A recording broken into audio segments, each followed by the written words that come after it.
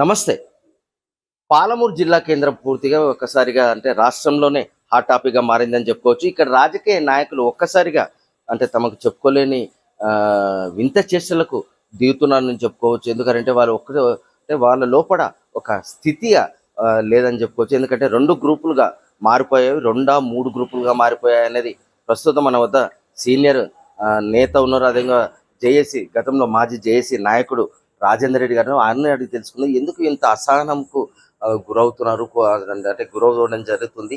అంటే ఒకరి దగ్గర ఫోటో దిగితే ఒక గ్రూప్ దగ్గర ఫోటో దిగితే మరొక గ్రూప్ దగ్గర ఫోటో దిగలేని పరిస్థితికి ఈరోజు పాలమూరు జిల్లా కేంద్రంలో దాపురించిందని చెప్పొచ్చు. చెప్పండి సార్, ఏంది ఈరోజు ఈడ 2 గ్రూపులు 3 గ్రూపులుగా మారినాయి? ఒకవేళ నేను మీతోన ఫోటో దిగితే అవతల ఇంకొక గ్రూప్‌తోన ఫోటో అంటే అంటే చెప్తున్నారు మా వద్ద నువ్వు దిగొద్దు అని. ఎందుకు ఇంత నాకు దృష్టికైతే అట్లా రాలే. మరి మీరు అంటున్నారు కానీ గ్రూపులు అయినాయి అయినాయి అని అంటున్నారు కానీ అయ్యే వాతావరణం ఉంది. కానీ ఆ వాతావరణాన్ని అవాయిడ్ చేయడానికి అందరం ఒకసారి కూర్చొని మాట్లాడదాం అనేటువంటి ఈ ప్రతిపాదన నేను గత 2 నెలల నుంచి కూడా చెప్తూ వస్తున్నా. మరి నా వంతు నేను ప్రయత్నం చేస్తున్నా కూడా, కానీ ఇంతవరకు అయితే అది మెటీరియలైజ్ కాలేదు. ఎందుకంటే ఫ్రస్ట్రేషన్‌లకు గురవ్వడం జరుగుతుంది. కొన్ని ప్రభుత్వ కార్యక్రమాలలో కూడా పూర్తి స్థాయిలో వీడియో జర్నలిస్టులను విమర్శించే స్థాయికి అంటే ఒక ఫ్రస్ట్రేషన్‌లకు గురవుతున్నారు. అంటే చెప్పుకోలేని బాధనా? లేకపోతే లోపల బాధ ఉండి ఆ నాయకులు ఆ విధంగా బయటికి ప్రవర్తిస్తున్నారని చెప్పుకోవచ్చు. నేను మీ మీడియా పట్ల నాయకులు ఎవరు కూడా అట్లా ప్రవర్తిస్తారు అని అనుకోను. ఒకవేళ అట్లా ప్రవర్తించినట్లుంటే నిజంగానే వాళ్ళు వాస్తవంగానే ఫ్రస్ట్రేషన్ గురైనట్లే అనుకోవాలి.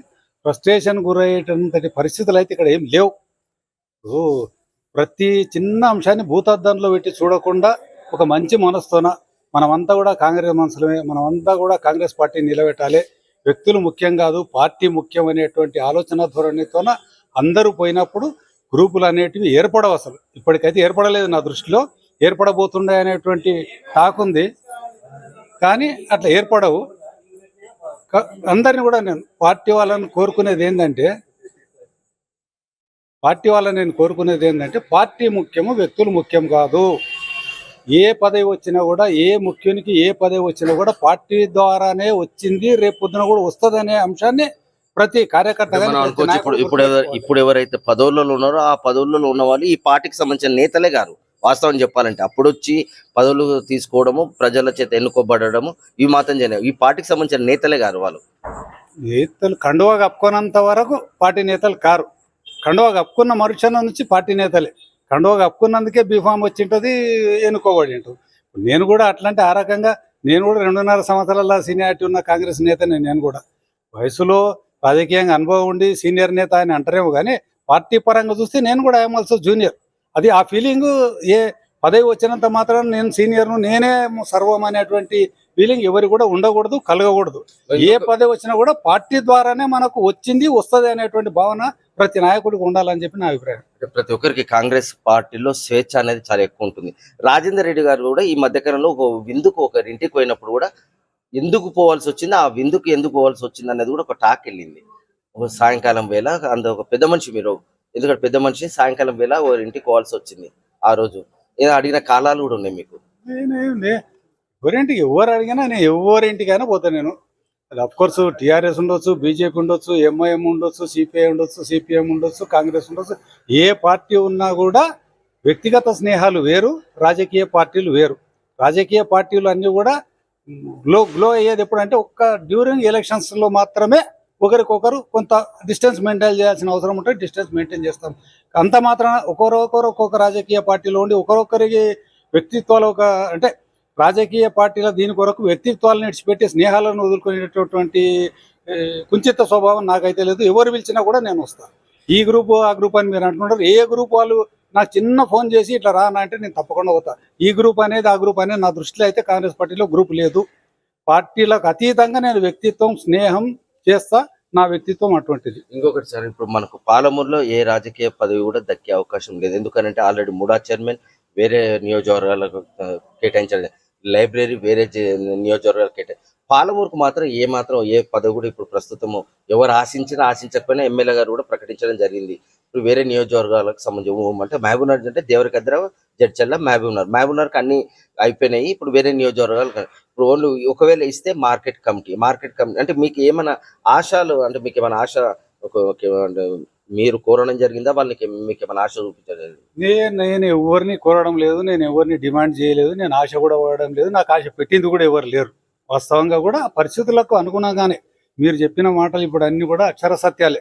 ఎమ్మెల్యే గారు కూడా అన్నారు, మూడో నా చేతిలో లేదు, లైబ్రరీ చైర్మన్ నా చేతిలో లేదు, ఓన్లీ ఏఎంసీ చైర్మన్ మాత్రమే ఉంది. నేను ఏఎంసీ చైర్మన్ కూడా నేను అడగలేదు. నేను ఒక్కసారి ఎమ్మెల్యే గారిని నోరు తెలిసి అడిగిన, లైబ్రరీ చైర్మన్ అడిగినా అది నరసింహారెడ్డి గారికి తయ అయిపోయిందంటే నేను సైలెంట్గా ఉన్నా.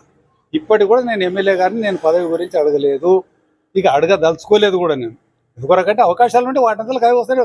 పార్టీకి పని చేసుకుంటూ పోవాలనే మనస్తత్వంతో నేను పని చేసుకుంటూ పోతున్నాను. నేను చెప్తా ఉన్నా, 75 ఇయర్స్ అయితే పొలిటికల్ రిటైర్మెంట్ తీసుకున్నాలనే ఆలోచన గలవాన్ని నేను. కాబట్టి నాకు ఒక 7-8 సంవత్సరాల పీరియడ్ మాత్రం ఉంది. I'm running 68 years. 7 సంవత్సరాల పాటు పార్టీకి సేవ చేస్తారు. ఈ రన్నింగ్లో మాకు అవకాశం వస్తే రాని, రాకపోయినా పర్వాలేదు, కానీ పార్టీకి నియత్తుగా ఖచ్చితంగా పనిచేస్తా.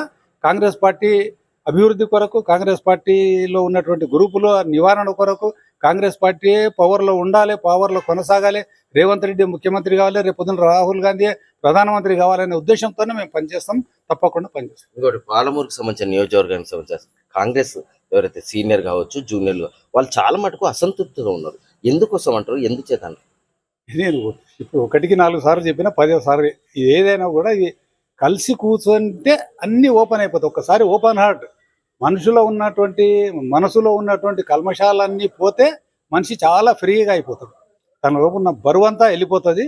ఖచ్చితంగా అందరం కలిసిపోయి పనిచేసే అవకాశం ఉంటుంది. ఉందా ఆ వాతావరణం? ఉందా? ఉంది, ఖచ్చితంగా ఉంది, వస్తుందని నేను ఇప్పటికి కూడా ఆశపడుతున్నా. ఖచ్చితంగా కూర్చునిపెట్టే ప్రయత్నం కొంతవరకు చేసినా, ఇప్పుడు ఇంకా సీరియస్ ప్రయత్నం చేస్తా, అందరినీ కూర్చునిపెట్టే ప్రయత్నం చేస్తా. నేను తప్పకుండా సెటరేట్ అవుతుంది. మహబూబ్ నగర్ నియోజకవర్గ కాంగ్రెస్ పార్టీ కానీ మహబూబ్ నగర్ జిల్లా కాంగ్రెస్ పార్టీలో గ్రూపులు అనేటివి లేకుండా నా వంతు నేను శతదా ప్రయత్నం చేస్తా, సఫలీకృతం అవుతా అనే విశ్వాసం కూడా నాకు. ఇది ఇక్కడ చదివితే కాంగ్రెస్ కార్యకర్తల్లో కావచ్చు అసంతృప్తి నెలకొంది. అదేవిధంగా ఎవరైతే నేతలు ఉన్నారో ఆ నేతల్లో ఫ్రస్ట్రేషన్ మాత్రం ఉందని చెప్పుకోవచ్చు. ఎందుకంటే ఈ మధ్యకాలంలో జర్నలిస్టుల పైన కూడా ఆ అక్కసు వెలకక్కడం జరిగింది. ఇలాంటి ఘటనలు అయితే ఎవరైతే నేతలు ఉన్నారో కాంగ్రెస్ సంబంధించిన నేతలందరూ కూడా ఒకసారి సిట్టింగ్ చేసి ఓపెన్ హార్ట్తో మాట్లాడితే ఫ్రస్ట్రేషన్కు గురయ్యే అవకాశమే లేదు అని అంటూ ఆశాభావం వ్యక్తం చేయడం జరుగుతుంది. పాలమూరు నుంచి మన తొలివేలు కోసం మీ మధు.